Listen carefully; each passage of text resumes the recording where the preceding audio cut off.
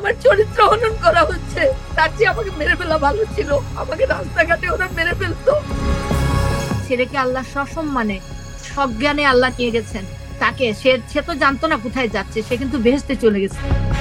এরা উচ্ছৃঙ্খল ফ্যামিলির মানুষ, সেটা এই জন্য তো এত কিছু হলো। সে ঘরে থাকতে পছন্দ করতো না, আমার কাছে থাকলে মনে হয় না এরকম করতে পারতো বা এরকম ঘটনা ঘটতো। তাদের অনুপস্থিতিতে তাদের বিচার হবে, তারা সারা জীবন ভুগবে, তারা আসামি বলে খ্যাত হবে। আপনি এমন একজন মা যে সন্তানের জন্ম সময়টাও দেখেছেন এবং মৃত্যুর ক্ষণটাও দেখেছেন। এই দুই সময়টাকে আপনি মানে কিভাবে? আমার প্রথম বাচ্চা হওয়ার কথা, আমি তখন তো তরুণী, আমি তো বুঝিও না কিছু। প্রথম বাচ্চা, আমার ঘরে মা নাই, আমার ভাই বোন সব ছোট ছোট, ওদের মা ছিলাম আমি। আমার শরীর খারাপ হবে, আমার নানি ছিলেন, আমার নানি মারা গেছেন অনেক আগে। এই নানির ঘরের খালা ছিলেন ছোট, সবচেয়ে ছোট খালা, খুব আদর করতো আমাকে। ইমনে খুব তার প্রাণ ছিল। পরশু 20 তারিখ ইমনের রায় হলো পজিটিভ, আর আমার খালা মারা গেলেন আমেরিকায়, তার দাফন হলো। তো ওই দিনকার ঘটনা, বাচ্চাটা হওয়ার পরে সে অনেক মোটাসোটা বাচ্চা হয়েছিল, 11 পাউন্ড বেবি। আমি কষ্ট ভুলে গিয়েছিলাম, সারা রাত ধরে খুব প্রচুর কষ্ট হয়েছিল। সকালবেলা তার মুখ দেখে, মাথা চুল ভর্তি মাথা, এত সুন্দর একটা বাচ্চা, মানে আমার আর কোনো দুঃখবোধ আর ছিলই না। তারপরে তো সারা বাড়ি আনন্দে মশগুল হয়ে গেল, অনেক মানুষ দাওয়াত খেলো, বাড়িতে কাচ্চি বিরিয়ানি রান্না হলো, আমার বাবা আসলেন, আমার শ্বশুর শাশুড়ি আসলো প্রচুর। সেই আনন্দের কথা ওইটাই বুকে নিয়ে আছি এখনো। আর মৃত্যুর দিনের কথা, আমি মৃত্যু সংবাদ তো পাইনি। আমাকে বলা হলো ফোন করে যে ভাইয়ার যেন কি হয়েছে, সেলিম ফোন করে বললো। আধা ঘন্টা 15 মিনিট আগে আমার হাজবেন্ড এসে উপরে উঠলেন এবং তখন খবরটা আসলো। তখন আমি বললাম, তুমি না এখন আসলে, আবার কি হয়ে গেল? দৌড়ে তখনই নেমে গেলাম আমরা সবাই। তখন তো মারা গেছে কেউ বলে নাই, ঘর রুমে গেলাম, অসুস্থ দেখলাম, নিয়ে আসলাম, মেডিকেলে আসলাম, হলি ফ্যামিলিতে আসলাম প্রথম। হলি ফ্যামিলি দেখে না, ডাক্তার আসে না, আশ্চর্য, তারা সব দিক বন্ধ করে দিয়েছিল। আমারে বললো আমরা তো এখানে দেখতে পারবো না উনাকে। তখন আমি ধাক্কা মেরেছিলাম ডাক্তারকে, আমি যে, কেন দেখতে পারবেন, আমার ছেলে মরে যাচ্ছে, তোমরা দেখো। বলে আপনারা ওনাকে ঢাকা মেডিকেলে নিয়ে যান, বাইরে অ্যাম্বুলেন্স দাঁড়ানো আছে। সত্যি বাইরে দেখি একটা অ্যাম্বুলেন্স দাঁড়ানো। আমরা গিয়ে তাকে দরজা খুলে ওকে উঠালাম, আমরা উঠলাম। আমি অক্সিজেন দিতে দিতে মুখে, আর আমার সারান তার পায়ে মালিশ করতে, পায়ের নিচে মাসাজ করতে করতে পা গরম করতেছে, যাতে না মরে যায়। আমরা জানি না মারা গেছে। তারপর হলি ফ্যামিলিতে নিলাম, সেখানেও কোনো নীরবতা, কেউ নাই। একটা হলি ফ্যামিলি থেকে গেলাম মেডিকেলে, ঢাকা মেডিকেলের মধ্যে মানুষ রই রই হইচই করে, কিন্তু কেউ নাই। সিটের মধ্যে ডাক্তারও নাই ইমার্জেন্সিতে। ভিতরে দৌড়ে গিয়ে একজন ডাক্তারকে টেনে আনলাম আমি। এসে কিন্তু না দেখেও বললো তিনি তো অনেক আগে মারা গেছেন। তা আমি তখন তাকে মেরেছিলাম, একটা থাপ্পড় মেরে আমি বলছিলাম কখন মারা গেল, আমি তো তোমাদের কাছে এখন আনলাম, তুমি এত লাগাও, বুকটা দেখো। তো বললো না দেখতে হবে না, উনি তো মারা গেছেন। তখন আমি বললাম আমার হাজবেন্ড কে, এখানে হবে না, চলো উঠে নিয়ে যাও, চলো ওকে, আমরা সিএমএইচে যাই। তখন ওই ডাক্তার বলে না আপনি তো ওনাকে নিতে পারবেন না এখন, ম্যাজিস্ট্রেটের ইয়ে লাগবে, পারমিশন লাগবে। আমি তো হতভম্ব হয়ে গেলাম, কিছু করার নাই। ওকে টেনে তারা ট্রলিটা বাইরে নিয়ে আসলো মেডিকেলের বারান্দায়। তখন আমি দৌড়ে গিয়ে বললাম আমাকে একটা চাদর দাও, আমার বাচ্চার ঠান্ডা লাগতেছে। বললো না এখন চাদর দেওয়া যাবে না, একটি সাদা কাপড়ও দেয় নাই। তখন আমার আঁচল দিয়ে আমি ওকে ঢেকে রেখে মুখটা ঢাকা মুছলাম। আমি অনেক চেষ্টা করেছি বুকের উপর ঢেকে তারে ঢেকে রাখতে। 2-2.5 ঘন্টা আমার হাজবেন্ড চলে গেল ম্যাজিস্ট্রেটের কাছে, সারান দৌড়ায় নাকি চলে গেছে ভাবির কাছে বাসায়।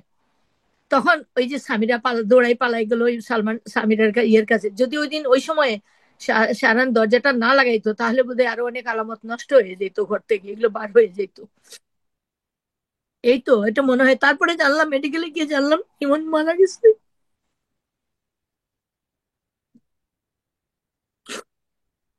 আমি কোনোদিন কাঁদতে পারি নাই আমার ছেলে মারা গেল। আমি বাড়িকে রক্ষা করব নাকি ইমন মরে গেছে, মারা গেছে, না খুন হয়েছে, কি হয়েছে আমি জানতে পারবো? আমি জানি না। আমি সারাদিন পরে আমি গাড়িতে উঠে, তারা লাস্ট আর সব নিয়ে গেল, নিজেরাই সব করে ফেললো। এফডিসির মানুষ এফডিসি তে নিয়ে গেল, জানাজা করলো, গোসল করাইলো, গাটা ঢেকে দিল। আবার লাশ পচে যাবে পচে যাবে বলে আমাদের সিলেটও টেনে নিয়ে গেল। একটা বাবা লাশের বক্সের পাশে বসে সারা রাস্তা একটা কাঠের উপর বসে গাড়ির বাইরের দিকে মুখ রেখে গেছে সিলেটে। পিছনের গাড়িতে আমি, আমার গাড়িতেও কিন্তু অন্য লোক ঢুকে গেছে, আমি শুনতে পাচ্ছিলাম, ফোনে বলতেছে যে সালমান সুমন মারা গেছে। তখন ওরা বলতেছে কি জানি জিজ্ঞেস করছে, বলে না না হ্যাঁ হ্যাঁ ওই যে আমি পিছনের গাড়িতে আছি, সামনের গাড়িতে লাশ যাচ্ছে, আমি সিলেট যাচ্ছি, মানে ইন্ডিকেশন দিচ্ছে। আমি মনে হয় 4 বোতল বোতল পানি খেয়েছিলাম ওই ফেরিতে গিয়ে। এক বোতল এক বোতল করে আমি 4 বোতল পানি খেয়েছিলাম। তারপরে গেলাম আমরা সিলেটে, যাওয়ার পরে দেখলাম ওই সিলেটের বাড়িতে একটা লোক হাতে গোল্ডেন একটা ইয়ে পরা, তোমার এই গোল্ডেন পাঞ্জাবি, হাতে ঘড়ি, দামি দামি চেন টেন গলায়, দেখে মনে হচ্ছে অনেক প্রচুর বড় লোক মানুষ। আমার 3টার সময় গিয়ে পৌঁছেছি সিলেটে, প্রচুর মানুষ, বাড়ি ঘেরাও। এর মধ্যে ওই লোকটা কিন্তু তৎপর। আমার হঠাৎ মনে হলো যে এই লোকটা কে, তা আমি বললাম যে এই লোকটা কে, দেখো দেখো তো।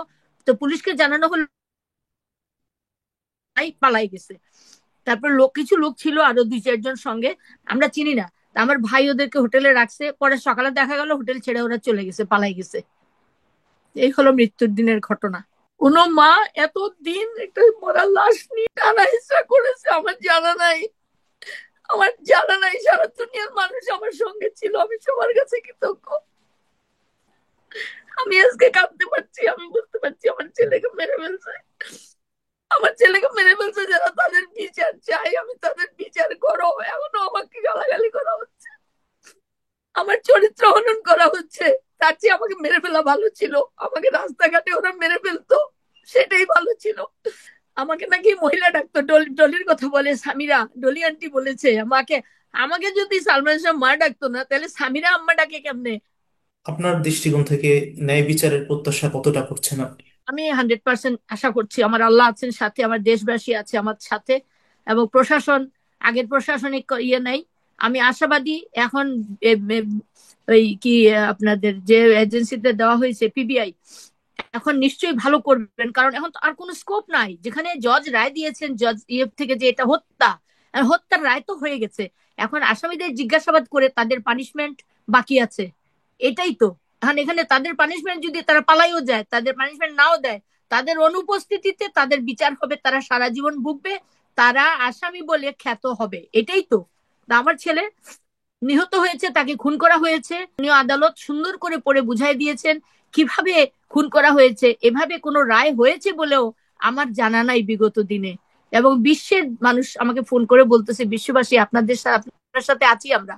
Kuwait, Qatar, London, America, Dubai, Brazil, France, কোথায় কোথার থেকে ফোন আসতেছে। সবাই সচেতন আছে এখন। সুতরাং এখন ফাঁকি দিয়ে কোনো জিনিস করা যাবে না। কেউ যদি তৎপরও হয় কিছু করে, এখনকার জনতা, এখনকার জেনারেশন, জি জেনারেশন এরকম না। যা জি জেনারেশন বের করে ছেড়ে দিবে এখন। আমার ক্ষতি করেছে, আবার আমি বলবো একদিকে লাভ করেছে। এই যে দুষ্ট দুনিয়ার থেকে, এই অশান্ত পৃথিবীর থেকে, এই সামিরার মতো স্ত্রীর কাছ থেকে, এবং এফডিসি থেকে আমার ছেলেকে আল্লাহ সসম্মানে, সজ্ঞানে আল্লাহ নিয়ে গেছেন। তাকে, সে তো জানতো না কোথায় যাচ্ছে, সে কিন্তু বেহেশতে চলে গেছে। সে আমাকে একজন মা, 29 বছর ধরে আমি তাহাজ্জুদ পড়ে, আমি ফজরে 5 ওয়াক্ত নামাজে আমার চোখের পানি পড়ছে, তাকে বেহেশতে না দিয়ে আল্লাহ পারবে না। আল্লাহ আমার কাছে প্রতিজ্ঞাবদ্ধ। আল্লাহ বলছেন মায়ের দোয়া কবুল করবেন, এবং তিনি করেছেন, প্রমাণ হয়েছে রায়ের মাধ্যমে। আল্লাহ তাকে বেহেশতে দাখিল করেছেন। আমাকে দেখা হবে আমার ছেলের সাথে, আমি অনেক শান্তিতে আছি। এফডিসি তে আমার ছেলে নাই, আমার ছেলে শুটিং করতে যাবে না। শাবনূর, মৌসুমী, সামিরা এদের সাথে দেখা হবে না। অনেক অনেক মানুষ এখন কই, কেউ এফডিসির একটা একটা আওয়াজ শুনি না। এফডিসির কেউ কি বলেছে আপনাদের যে বিচার চায়? একটা প্রতিভা, একটা পিয়ে নাই যে তারা সাহায্য করেছে। আপনাকে এরপরে কি কোনো ভয়ভীতি বা এরকম কোনো কিছু দেখানো হয়েছে কিনা? না, আমি তো এখন অনেক দূরে আছি, আমাকে ভয়ভীতির কিছু নাই।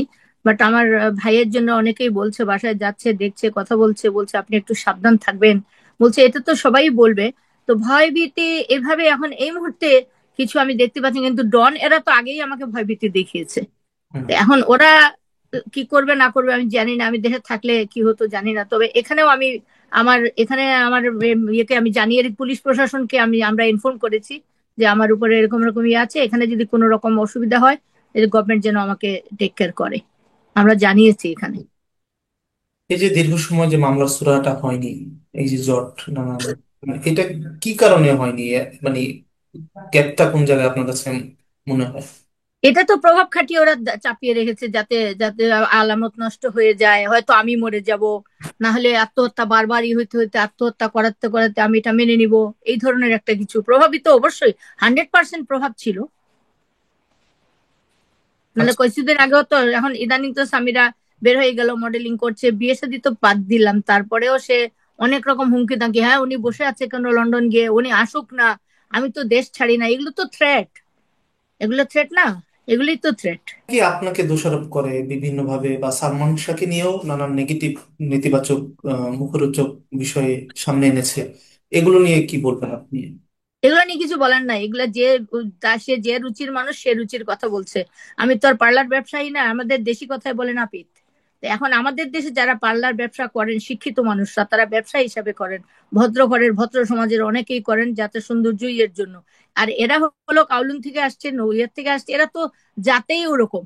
তো তাদের পরিবেশ অন্যরকম, এরা ঘরে একসঙ্গে বসে তারা মা বোন একসঙ্গে খায় নাই কোনোদিন। বাচ্চাকে কেউ মুখে তুলে খাইয়েছে বলে আমার মনে হয় না। সামিরা প্রথম দিকে এসে সাদা ভাত খেত, ভাত দিয়ে তরকারি দিয়ে খাওয়া জানতো না, জোর করে তো নিয়ে চলে গেল। তখনও সালমান শাহ তারা এই করতে চাইছিল, ওর নিজের অনেক কিছু ত্যাগ করে সে বলছে যে না আমি ওকে ছেড়ে দিব, ডিভোর্স করে দিব ওকে। তখন আমরা বলছি তুমি বিয়ে করছো মাত্র, তুমি কেন ডিভোর্স করে দিবা, সংসার করো ঠিক হয়ে যাবে। তো কষ্ট হলেও আমরা তাকে ঘরে দিই, আমি তো ওই ভাষায় যাইনি, 2 দিন একদিন গেছি দে। আমার ছেলে 2 দিনে 2বার 3বার আসতো, খেয়ে যেত, নাস্তা খেত, অনেক কিছু কথা বলে যেত। নতুন ড্রেস পরলে, কোনো কিছু পরলে, শুটিং এ যাওয়ার সময় দৌড়ে উঠে দেখাইতো আম্মা কেমন লাগতেছে দেখো। হুম, আর ভাল লাগছে না আমার, আরো কথা বলতে হবে, আরো টিভিতে সবাইকে তো খুশি করতে হবে, সবাই চাচ্ছে, আমার জন্য কষ্ট করছেন আপনারা সবাই। হুম। আপনারা। আমি ধন্যবাদ আমি জানাচ্ছি সবাইকে, দোয়া চাচ্ছি, আমি শুধু দোয়া চাচ্ছি। এবং এবং কোর্টের অর্ডার আছে, খুব শীঘ্রই আপনারা সবকিছু দেখতে পাবেন।